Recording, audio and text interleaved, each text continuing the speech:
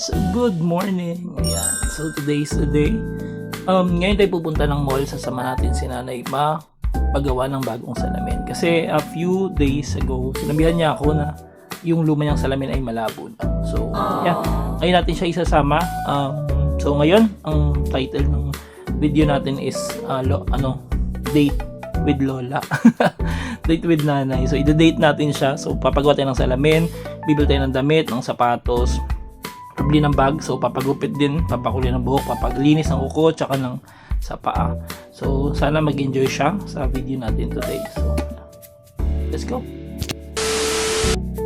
And so, nagre-ready na tayo. Susunduin na natin si Nanay. Sabi natin kasi sa kanya ngayon ay i-date natin siya. Sorry, yung lips. Ayan. So, kailangan pogi tayo ngayon. Ayan. So, yan. So, yan, yung iba, hindi niya pa alam kung anong gagawin natin. Pero una, gagawin natin, papagawan mo natin siya ng salamin.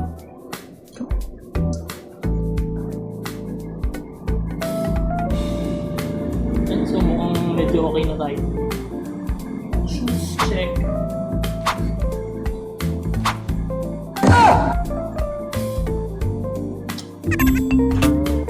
Pagdating ko rin kila Nanay, nakita ko naglilihis na siya.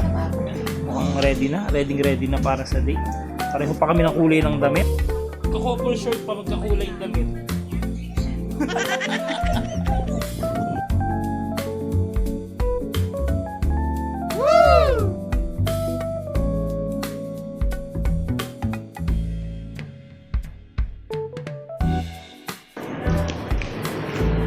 Nay, picture na eh.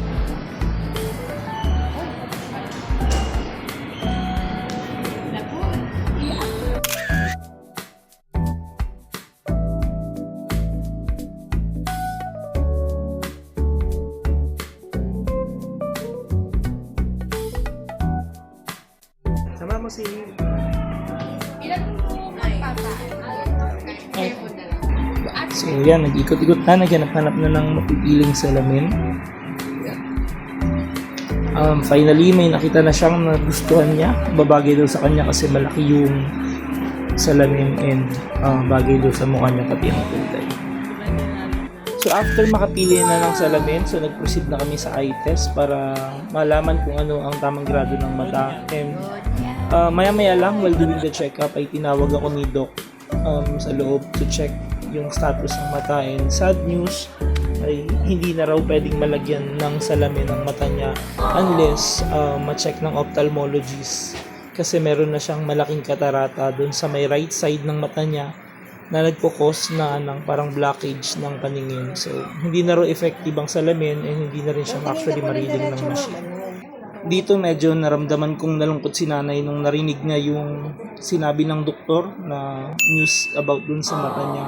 Ang pinaka-recommendation daw talaga is para ma-check ng ophthalmologist in either for surgery na yung katarata dahil medyo malaki na talaga yung nandun sa may right side ng mata na nagkukos na ng cloudiness dun sa vision niya. After namin sa EO, dumiretso na kami agad sa may klinika Manila para magpa-check sana sa ophthalmologist, but unfortunately wala yung mga opta na doktor, by appointment daw sila. So we need to go back na lang para sa follow-up check-up. Pero syempre hindi naman pwede magtapos lang doon. Kailangan pa rin maging masaya. Syempre date nga to.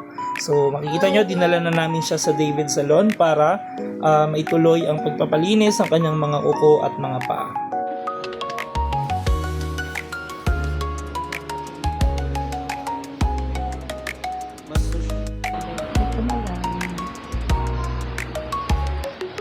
Kayo.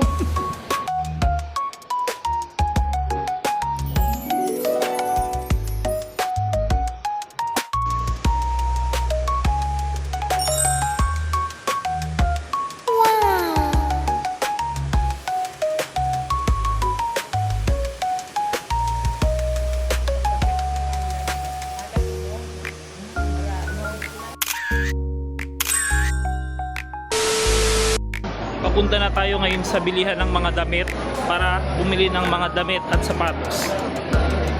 Let's go!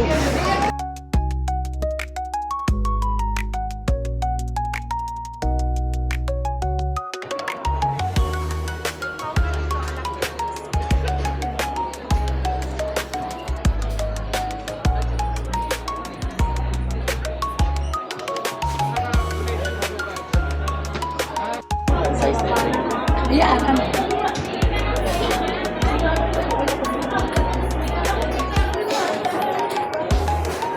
Ganda, di ba? Yung gano'n.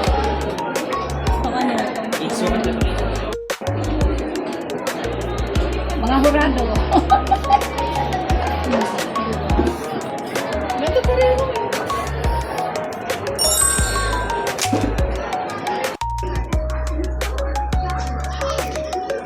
Dito ba may sagot na yun?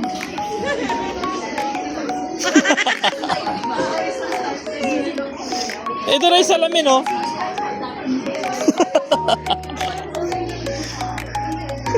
Saan po kayo, ma'am? Saan po kayo? Ito na.